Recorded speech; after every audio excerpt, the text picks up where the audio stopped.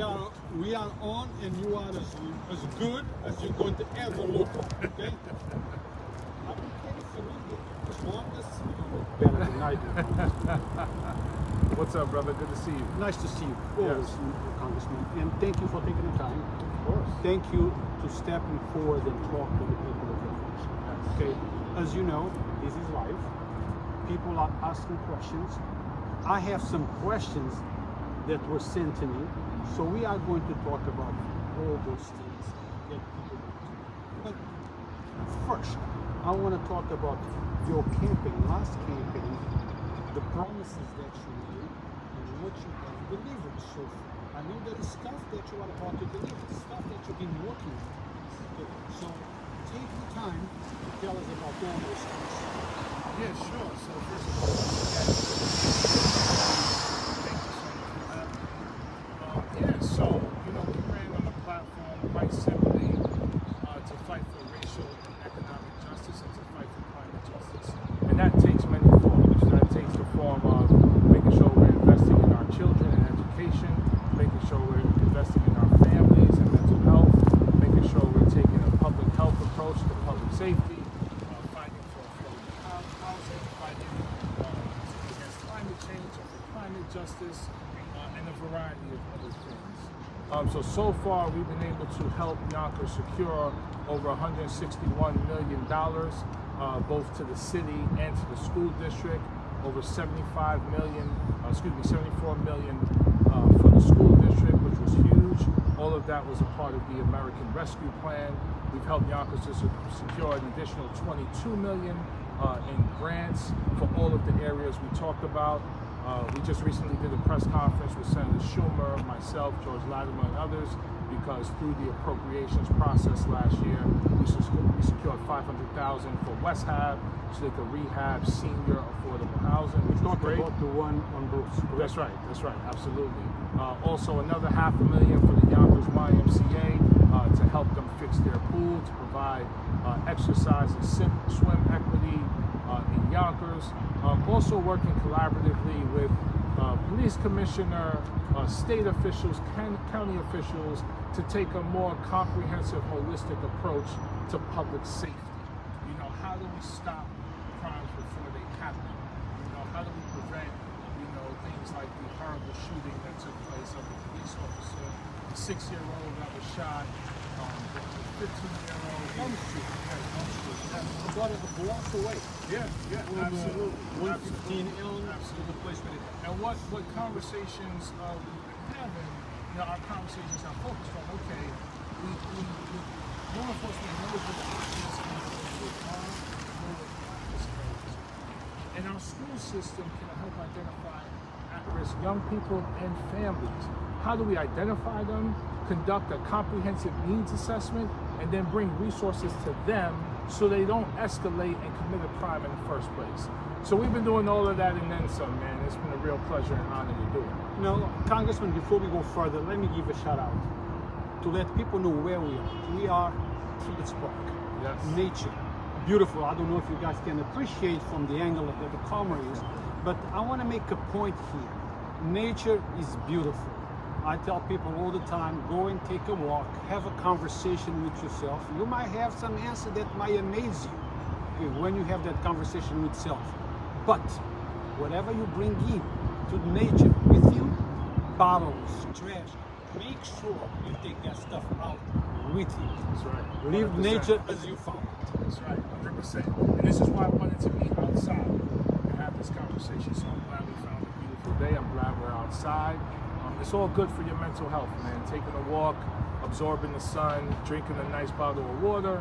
It's a good vibe. We need good vibes right now. We've been through a lot. Congressman, mental health. Yes. Mental health is a problem. Mental health is something that is not always visible to the general people. Sometimes we are at home with our own family members. They're going through some stress, some mental issues, and we do not know how to deal with it. Okay? I look around and I see lots of pictures, opportunities in mental health places that's supposed to be addressing it. But I've been doing this for 17 years, and I still go around the Yonkers and still see the same people that might be having mental issues, I see and I talk to mothers who tell me, look, my son has an issue. I search for help. I look for help. I couldn't find help. Then my son jumped from 220 Yonkers Avenue to his death. And it wasn't just for one case. So actions not work. We need less pictures and more actions to deal with those things. Are you putting money that people can actually see and seek treatment, and they are provided with treatment?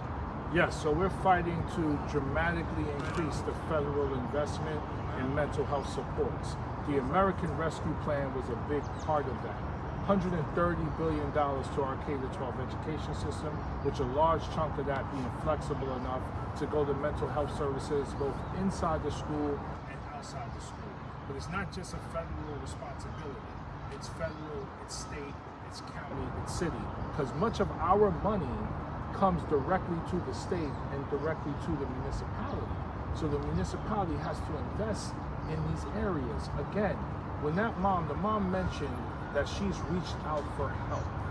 Why wasn't that mom able to receive the help?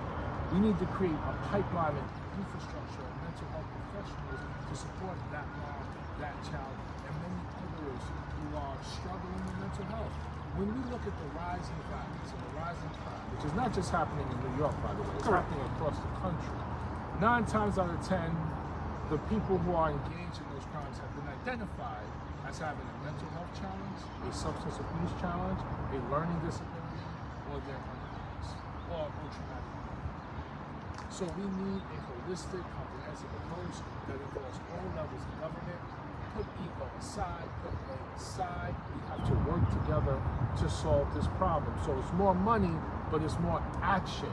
Listen, the United States Surgeon General in December declared a mental health crisis amongst our people. And I am not seeing enough action from all levels of government. So we push the president to declare a national day of healing for the January 6th insurrection. And we continue to engage the White House and other elected offices. We had a student mental health town hall that was a credit and we're going to stay on this issue. Let me say one more thing. I'm talking about. How do we address mental health? Where should that money go? It's talk therapy and psychotherapy, yes. It's also diet. People don't realize what they put in their body impacts how they think. So diet's a big part of it. So food security, housing security, big part of it. Exercise, big part of it.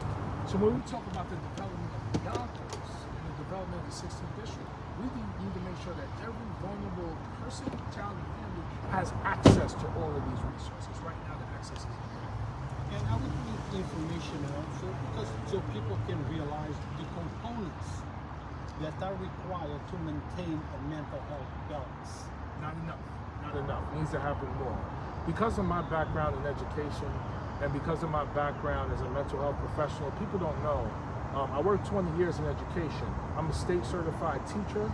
I'm a state certified school counselor. I'm a state certified school building leader, and I have a doctor in education. So because that's my background, I'm one of the only people in Congress who speak about mental health this way. And one of the only elected officials in the district who understand it this way. And understand that mental health results also from complex trauma. When you have abject poverty, intergenerational poverty, lack of opportunity, underfunded schools, you're going to see the manifestation of mental health. And the response can't just only be put them in jail. And if it is, they need to be rehabilitated in jail. Not come out just to go back in and come out just to go back in. Recidivism is super high. It's just a vicious cycle. We have tried that and we failed. Correct. Release, catch and release, catch and release. It's so many of the people committing some of the crime that we're seeing have been arrested multiple times for minor things and they're in and out and out. They're not being rehabilitated on the inside, and we have to do more outside to get the resources. I agree. Now, you're also working on 2 of the bills. You're working on babies over billionaires. I want you to elaborate on that. So when I read that, I said, okay, what does that actually mean? Yeah. And I'm sure that there is tons of people in the office that might read, but they might not know what that actually means. And you are talking about ending corporate greed. You know, let's go one by one. Tell us what it is, what are you doing, and what is the question? Got it. So babies over billionaires. So we have an economic system where billionaires do not pay their fair share in taxes. They do not. You have secretaries paying more of a share of their revenue and salary in taxes than billionaires. That's unacceptable. So billionaires have to pay their fair share. You can't have a society, you can't have a democracy if billionaires don't pay their fair share. So billionaires have something called unrealized capital gains that sits there, that allows them to build wealth, borrow money, invest it, use it, but it doesn't get taxed at all. So the president has called for taxing unrealized capital gains at 40%. Our bill goes to taxing unrealized capital gains at 40%. If we tax the unrealized capital gains of those with net worths of over 100 million or more, we can raise $1 trillion over 10 years. That $1 trillion could end child poverty in America as we know.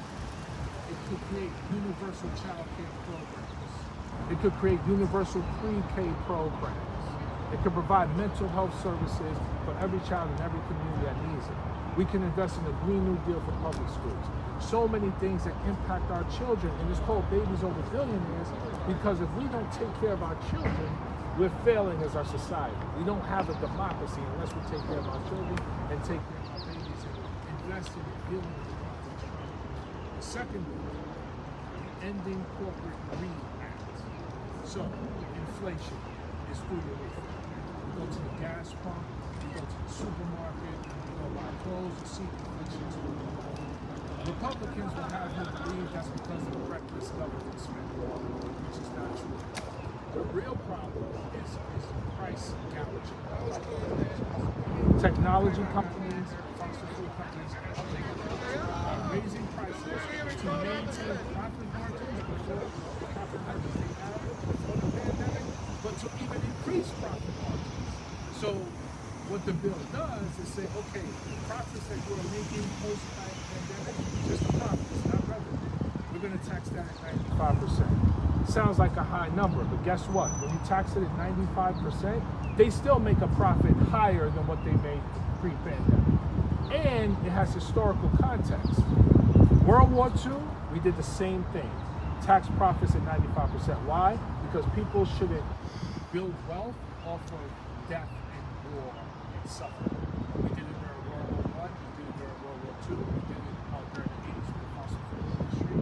We need to do it again. This will generate hundreds of billions of dollars that we can help support the American people with stimulus checks, with other programs, so that we lighten their pocket. Well, Congressman, as you know, this is live and democracy. So before I ask you the first question, that comes from Brian McCluskey. Sorry if if I said your name wrong. I want to make it clear that your questions must be presented in a polite and respectful manner. If they are not, we will not acknowledge that question and we might remove you from the page. So this agreement is good and it's okay, but do so in a respectful and polite manner. Now, this is what Brian says. Mr. Bowman, with chaos, crime, fentanyl, rape, stuck and known terrorists crossing into America at the southern border, why do you and the Democrats keep flying them under the cover of midnight to Westchester? I don't know. I don't understand the part about flying under the cover of midnight in Westchester. Yeah, they are coming to the airport at midnight. So I visited the border many months ago. I went to Laredo, Texas to visit the border. And I was looking specifically at the humanitarian aid that we're providing at the border and how much we're invested in CBP, which is Border Police. And I wanted to have a conversation with Border Police to get a better understanding of really what's happening at the border. Because we hear a lot of rhetoric, but I like to go exactly where things are happening. So Border Police told me that well over 90% of the people they detain are coming here seeking asylum. They're not coming here to commit crime and they're not criminals. And the one that we designate as criminals, their crime is crossing the border, not carrying drugs. So well over 90% of the people here, of the people coming here are seeking asylum. We are a nation of immigrants. We've always opened our doors to people seeking asylum, whether you're Haitian, Irish,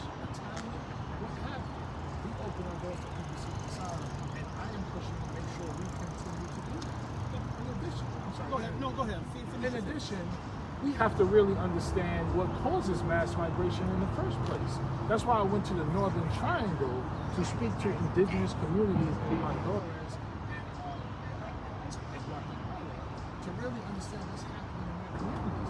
They have 75% poverty rates, 50% abject poverty rates, no public education system. Why? Because American corporations and multinational corporations are coming in with mining, destroying their land and opportunities and forcing them to flee. Because if they don't flee, they get intimidated by police and military and are disappeared or killed. Congressman, I always tell people when they tell me something, if you are going to tell me something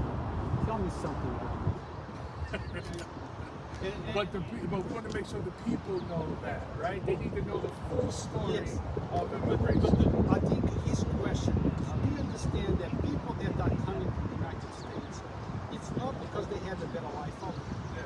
It's because they're running from something. Correct. And I tell people here in America all the time, if you had a very bad life here in America and a chance of a good life in Mexico and elsewhere, would you do whatever you had to do to make your life better for your children? Okay. But that's not the question. The question is why project or give the impression that you are, when I say you, I mean the government, are hiding something by bringing the people to a shelter in the middle of the night. I've seen the picture. Why do it? Why don't they do it? Let the media proceed, let the media interview, let the media ask when. Why is it? Well, I'm sure that Westchester brings up during the day as well. I'm sure everyone that comes into Westchester has an immigrant might not be brought in the middle of the night. When you come into the country and you seek asylum and you find asylum, you catch the bus, whatever you catch to whenever you're going to go, whenever you have an opportunity to go. What was implied in the question is that they're trying to hide something. Democrats are trying Lots to of people think that. Yeah, that's not. I am a liberal, it's no secret. No.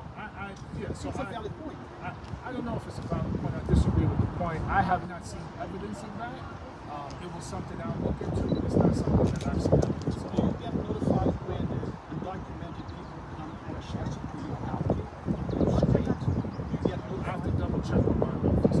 If you do, perhaps next time they come, they will let you know, and you can invite us or media to go there and witness. Well, here's the thing, right? So we're talking about a sense of security about adopted.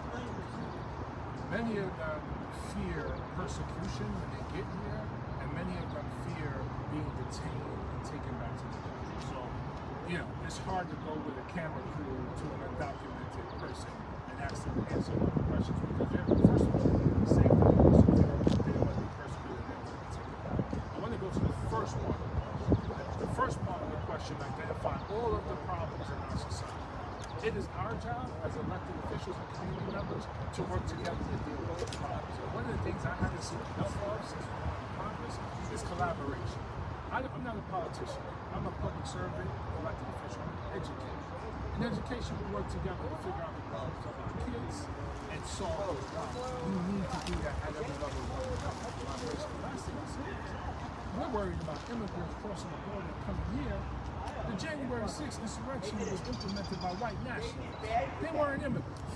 They were Americans. Some worked for law enforcement. Some worked for military. And they love law enforcement and military. So they say. It's fine, right? Love and It's respect. fine. Law But they were enforcement military hurting as well. They were hurting. They were hurting. They were attacking law enforcement. So the January 6th insurrection was not implemented and done by immigrants come crossing the border. It was done by American citizens. We got to remember that if we really want to turn our country around. Anything else on ending corporate greed, or you?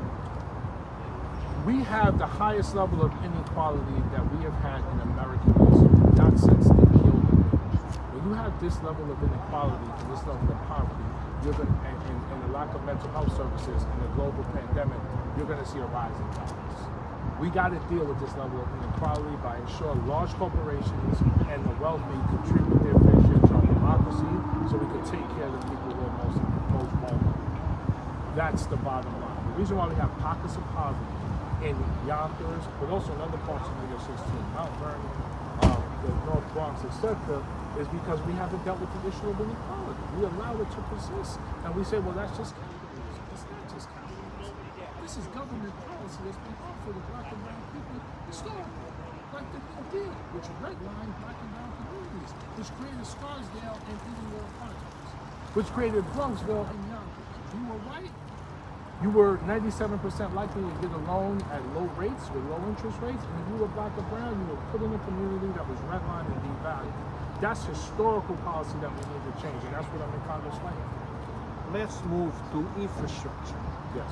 There is lots of people here in Yonkers that are not happy with your support that you are giving to the creation of the new men's shelter borderline Yonkers and the Bronx. People are saying that their property will crime minorities. I believe that the prior police commissioner was not happy. Where do you stand on that, and why did you support it? Well, unhoused people need a place to live, and they need services and resources and support. If we don't give them a place to live, they will live on the streets and they're more likely to fight crime and harm the rest of the community. So we have to provide them housing, but we also have to provide additional supports. As I mentioned before, many of the unhoused suffer from traumatic brain injuries, struggles, and other. So it's about providing housing and supports so they don't harm the community. That's the bottom line. And we've seen examples of that with the city where when you provide throughout the country, when you provide housing and provide supports, people are less likely to commit harm. I just came from a school. I just visited a school that serves children with special needs. These are kids who are starving. They're starving.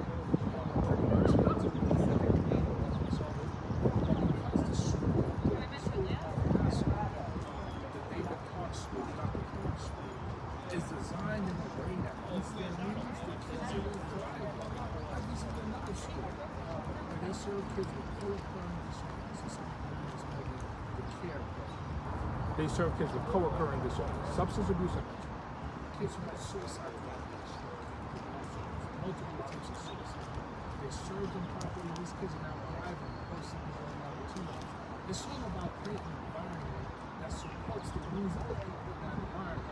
We've been going on as a society trying to fit round pegs and square holes, and when they don't fit, we put them in jail or discard them. We have to expand the hole, expand it, so we give people more opportunity to heal and grow and contribute. You know, Congressman, I have spoken also, because I'm always talking on the street with people on the street, and homeless, it's a problem that really exists.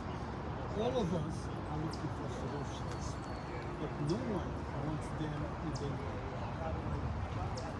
So how can you fix the problem? Should you put them in a camp? That's not human. That's not normal. So people need to understand that yes, you know that shelter might be in, but other resources might come attached. No, it has to. The city has made a commitment to provide additional resources with the shelter. It's not just going to be the old school shelter, men's shelter would be, 100 beds in the same room, no services, men come and go, they come back to just sleep and that's it. This is about providing services, psychiatric services, psychological services, mental health services, medical services, and vocational services, technical skills. We have to create communities of care. Communities of care. We're not going to have a strong democracy unless you care about people. You care about people, they contribute to the society. But if you destroy them, what are they going to do? They're going to harm the community, which is what we're seeing all over the place. So it's a package. It's a complete package. It has to be holistic. There is another shelter. I don't know if we call it shelter, but I think it is. That is about to open up. It's in Castle in Yonkers, where the old Yonkers police department. There's an electrician. Bobby Wilder, an electrician. Happy Israel Independence Day and Cinco de Mayo. Yes, sir. Have a good one now.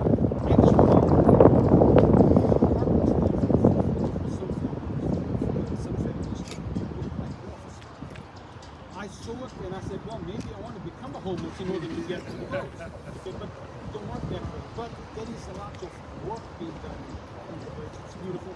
retraining, vocational stuff, so people can re-enter the society and the community in a productive way. Yes. And that's the way I think it should. That's right. That's the way our jail should be as well. Jails too, of course. It's not just punishing, but training. Expect from a person who are literally in a cage like an animal. And then they're in the middle of that field. And then you leave them in society.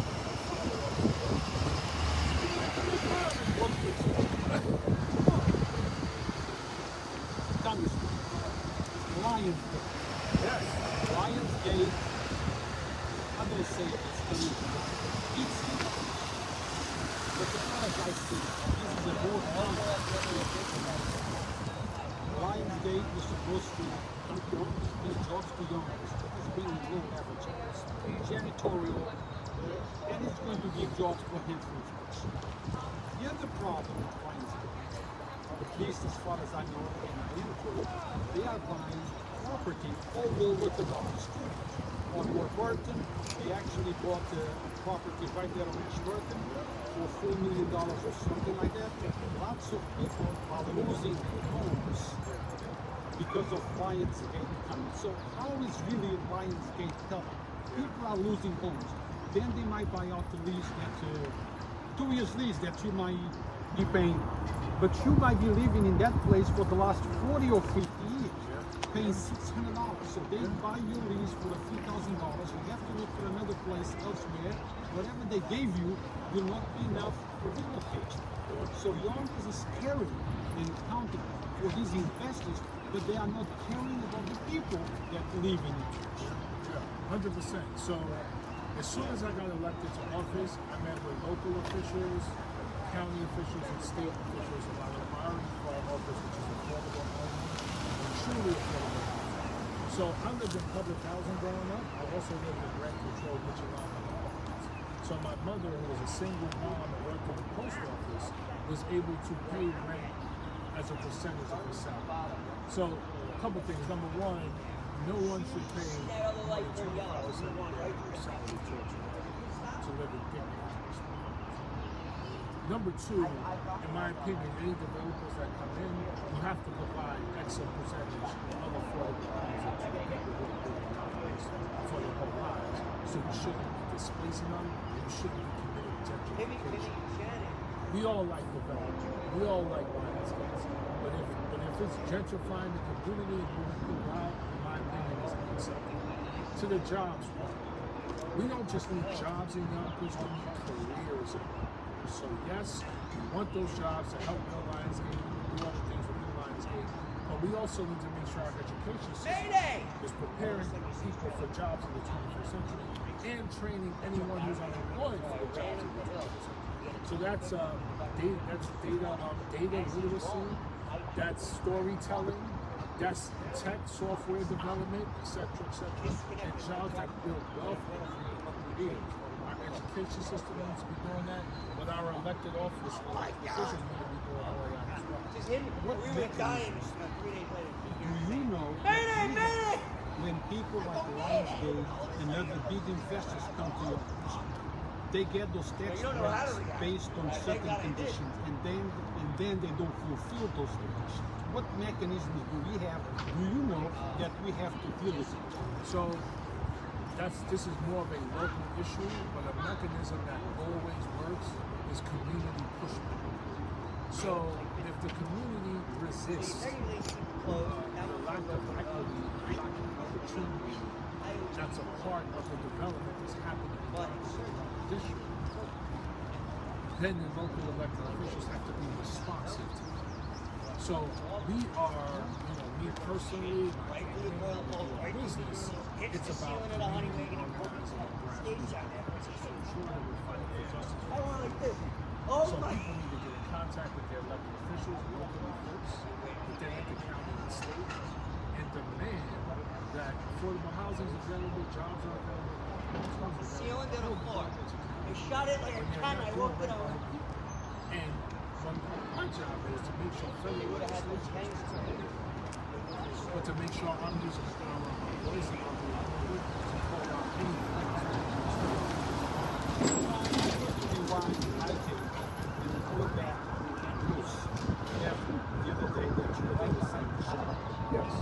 asked the senator, what's next? What else is coming? And he said, there is more money for infrastructure, blah, blah, blah, blah. In the meantime, you voted against infrastructure. You have to explain that to the community. Yeah, so I didn't vote against infrastructure. I voted no on the bill that I know would pass. And the reason why I voted no is because we, everybody, myself, the speaker, the president, was telling the American people that we were going to pass two bills together. The infrastructure bill and the bill back. At the very last minute, my colleagues decided to do that. They decided to only do infrastructure, and they promised us that we would do build back better at the time. It's now been how many months? November, December, January, February, March, April, May. 6 months, 7 months, and build back better still. Why?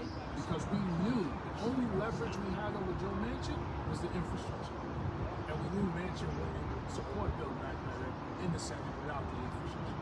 So now we're sitting here. We got one thing done, which is a good thing. Needs to be much better. It's still a good thing. But we didn't get the other thing done. President Biden's numbers are still in the tank. And we're still struggling as a party because we didn't get build back better done. You know, by the way, Manchin killed voting rights too. Manchin and others killed the George Floyd Justice and Policing Act. These are the Democrats killing Biden's agenda, not me.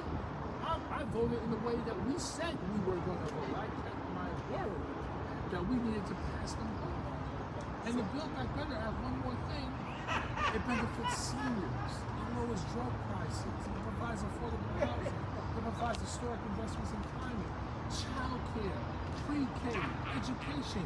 It gives us all of the things that we need so that we can deal with the issue of inflation properly. It's crazy. Guys, you asked, and Congressman answered. So this is why we do interviews like this, because we're trying to create that bridge between you, the community, and our elected officials. Things like this, we didn't have much of it a few years back. They showed up on CNN, these major channels, but you could not engage with them. You could not ask questions directly. No, you can't. And thanks, social media is creating magic.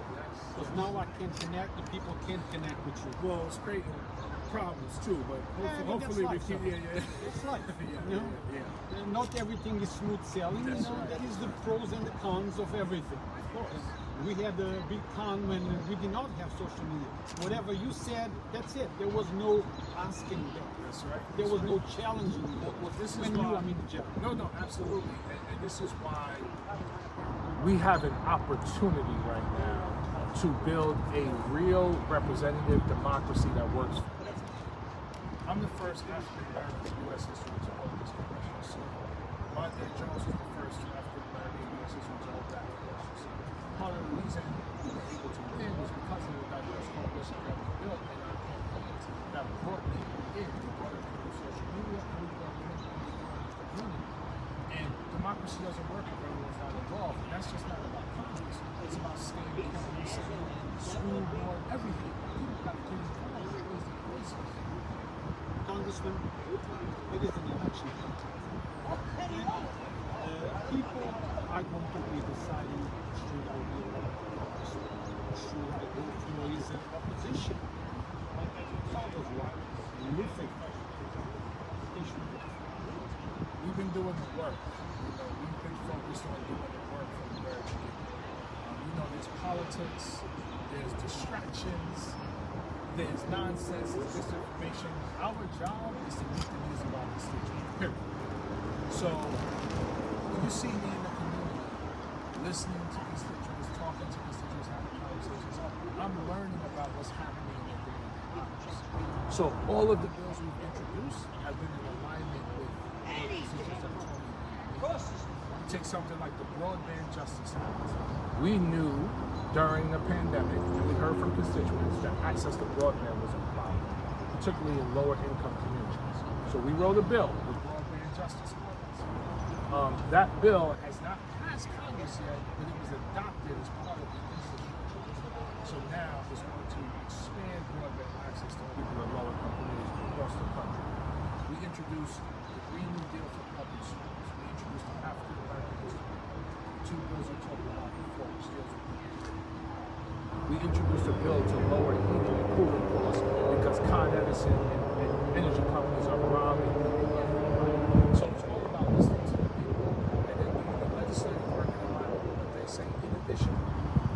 to us with a case, whether it's immigration, passport, IRS, child support, we have to close those cases. We have to close those cases. And that's why we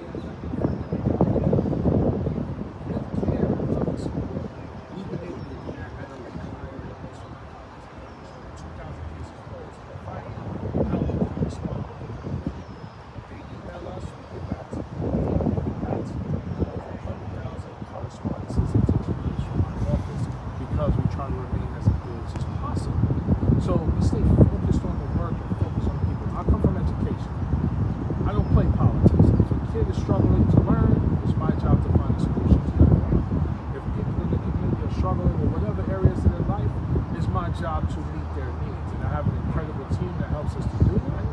And we've gotten a ton of support. We continue to get support. A follow-up.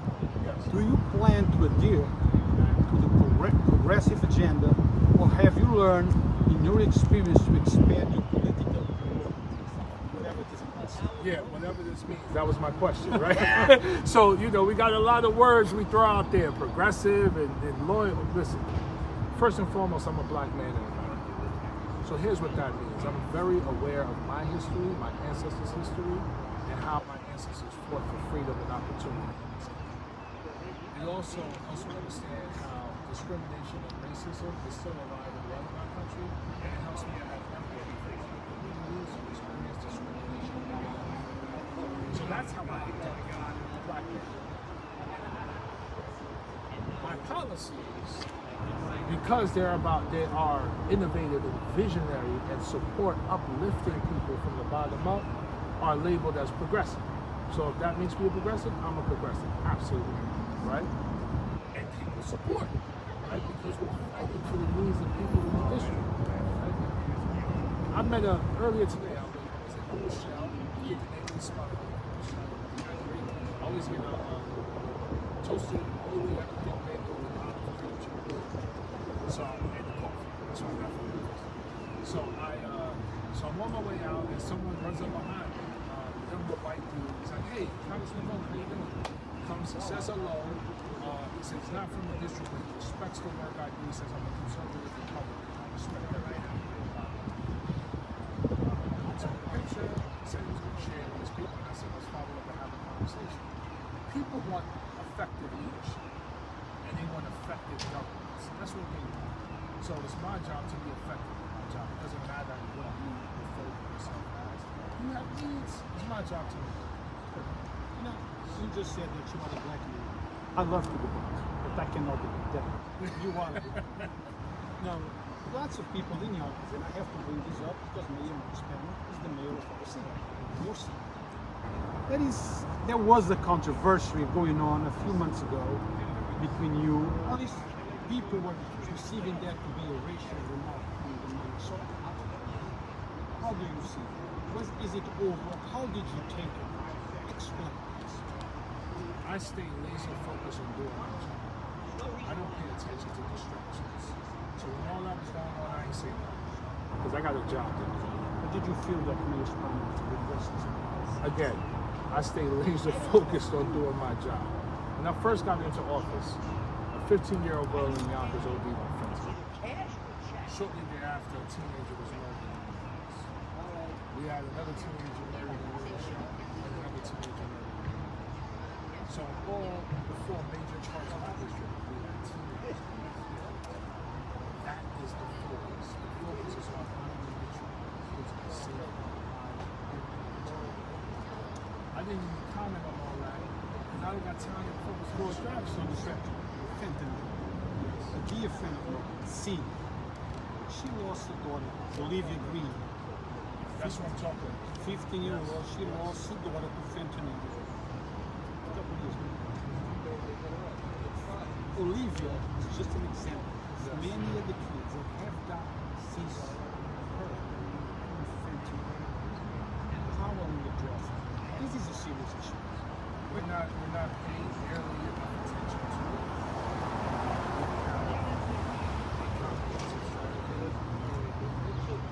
One of the things I try to focus on is lowering demand for it. So one, we got to keep it out of our communities. It shouldn't be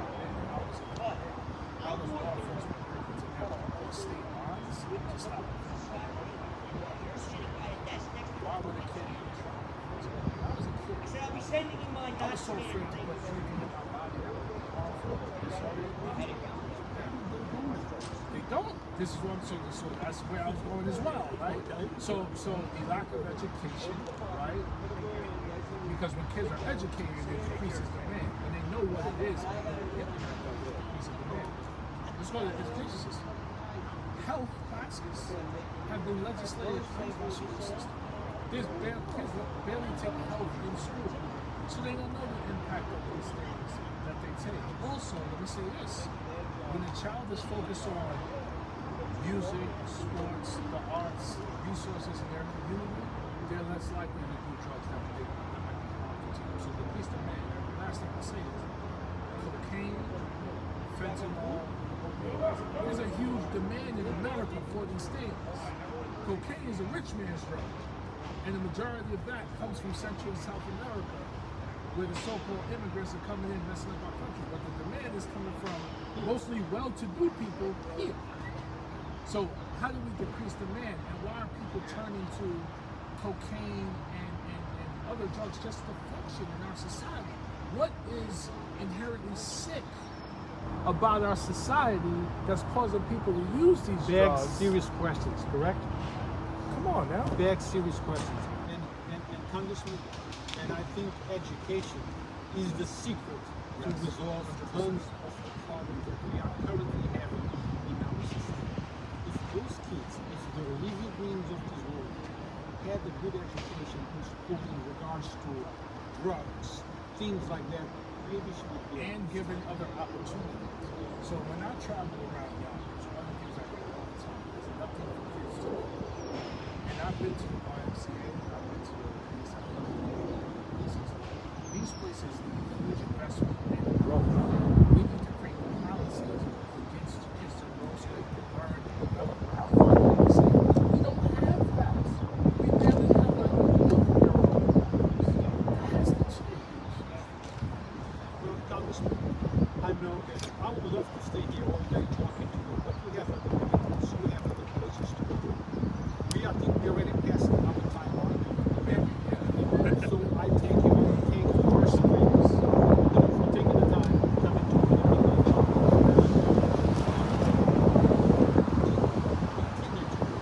So I thank you. So would you like to do it? Yes.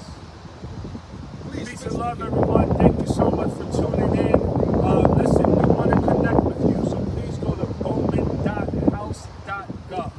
That's bowman.house.gov and sign up for our newsletters so that you can stay abreast of everything we're doing in our office. You will get all the press releases, all the legislative introductions. We've introduced over 30 pieces of legislation. We've had legislation pass committee and pass the House.